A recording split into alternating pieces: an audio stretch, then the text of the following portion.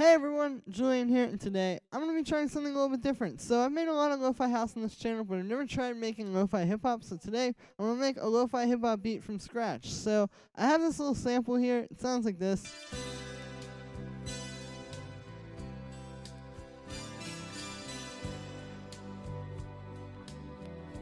So yeah, pretty cool, and I'm going to start chopping this up. So we're at 88 BPM, I think this is pretty close to that range, so it shouldn't be too much quantizing and all of that.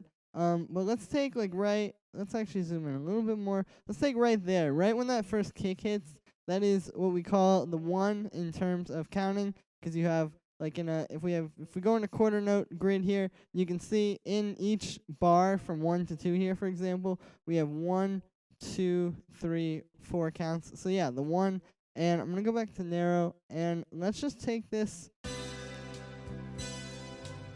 I'm gonna turn on warp, and what we can do is if we zoom in here, I believe, yeah. See, it looks like this is mostly on the grid here. Maybe there are a few hits that are kind of off the grid, but looks like we're pretty good.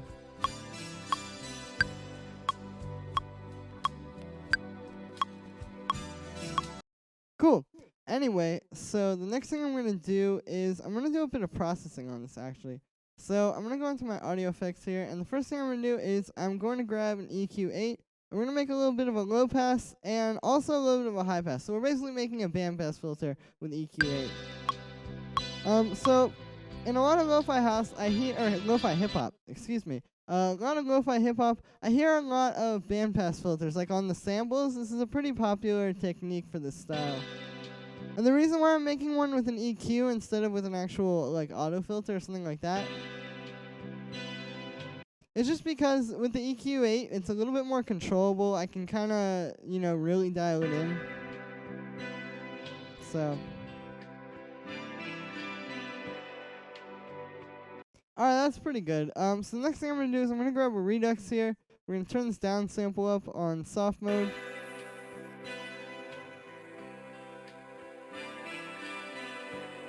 And alright, cool. So let's move on. I'm going to start getting some drums. So I'm going to let's get this hi-hat. I'll get a kick. Let's take that one. I might change it out later though. And then let's get a snare. Alright, that's a pretty good one. Cool. So, the first thing I'm going to do here is I'm going to make a 2-bar hi-hat pattern. I'm going to put in some 8th notes, just so we kind of have something, to keep the flow going and to keep things moving forward. Let's stretch that out, and cool. Now I'm going to put a little bit of track delay on this hi-hat. If you don't know track delay, it's just this little button over here. You click the little D icon, and then this comes up. And all it does is it moves the contents of your track forward a little bit. It's the same thing as doing this, like just moving it over in the arrangement view, but it's a little bit easier to mess with it this way, and you're not kind of stuck with it the way you would be if it was, committed to your arrangement. So you can hear what this does is it just kind of makes the hi-hats sit over the groove a little bit better. And you'll hear this a lot more when the drums are actually in here. Awesome. So let's put in just a simple snare. I mean, probably nothing too crazy, just on the 2 and 4. All right, cool. And then I am going to grab all of these, and I'm going to move them back slightly, literally just that much.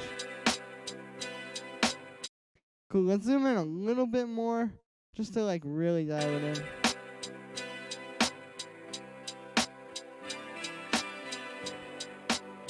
All right, that's cool. So now we just got to make a kick pattern. So I guess I can just kind of go through here and, just sort of program something.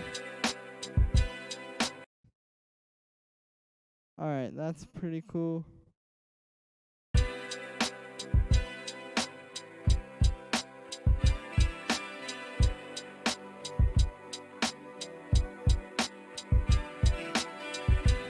Awesome, that's pretty good. But I am going to go in here and select all of these 16th notes. And I'm going to move them back a little bit so they're not perfectly on the grid like this, because right now this is sounding pretty rigid and boring.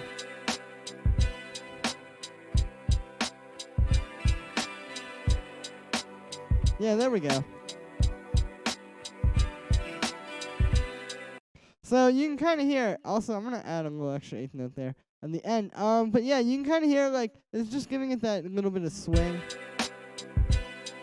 It makes you bob your head a little bit more.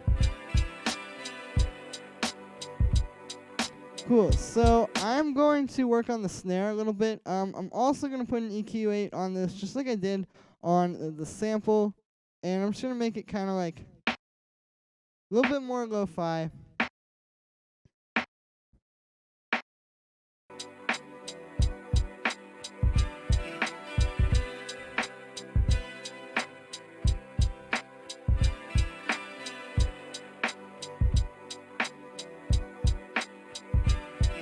Alright, so that sounds pretty good. We can do a similar thing with the hi-hats. Again, I'm just trying to make all of these things kind of like sonically similar.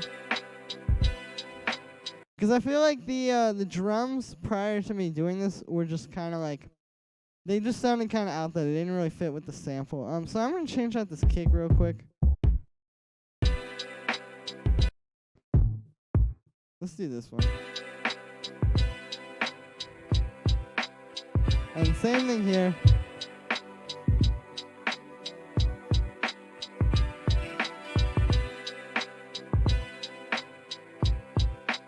Awesome. So I'm going to also go to the sample here, and we'll sidechain it to the kick so that it kind of like, you know, bounces a little bit more with the groove.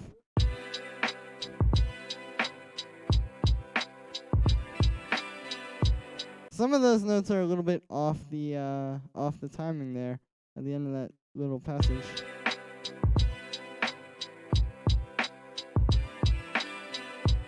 Yeah, there we go.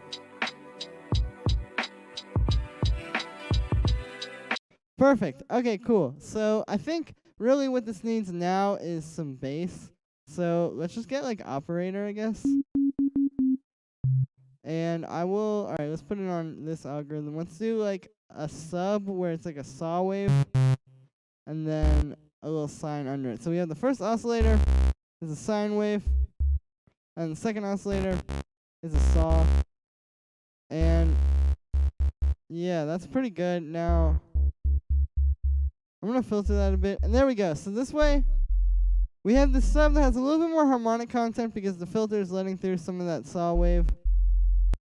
But then it still has like that deep, low sine wave bass. So let's try some stuff out here.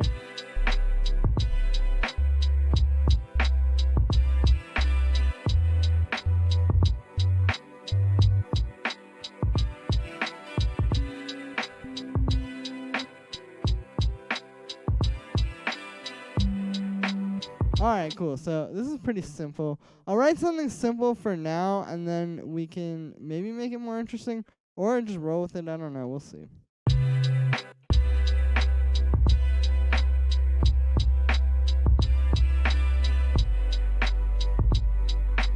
Alright, let's do this. I'm going to sidechain this to the kick, and let's do like one of these. I'll just kind of have it come in and out.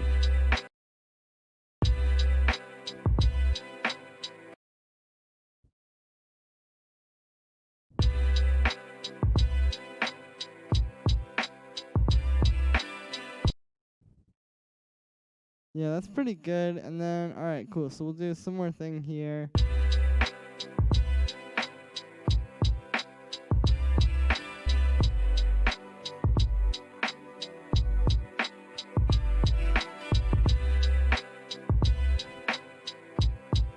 Awesome. So this is actually sounding pretty cool. And it's honestly really simple. Like, it's just a few drums and this little bass and the sample. So I think what this could use now is maybe some background noise. So let's go in here, and I'll get one of my cassette noises that I have from one of my things. And alright. There we go. That's pretty good. Cool. So I'll unwarp that real quick, and we'll just bring it in there. And I believe the sample may have some low end. Yeah, let's just cut that out with an EQ. And we can kind of like shape this a little bit too sonically. Like, even with the noise, you kind of want to do that low pass thing as well, I find. You know, just a little bit of that can really go a long way. And even like sometimes I play around with a little bit of redux on it.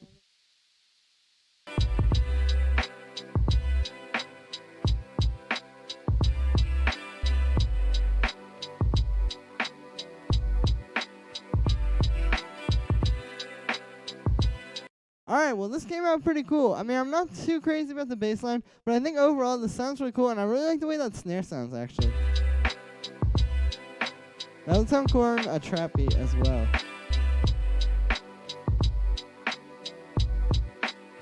Cool. Well, that is going to be it for today, guys. Make sure to let me know what you think of this video in the comments. Make sure to like this video as well as subscribe. Let me know if there are any other kind of, like, tracks or types of tracks you want to see me do from scratch. I can do anything. So, yeah, just throw it at me, I guess. And I will see you guys again tomorrow with another tutorial.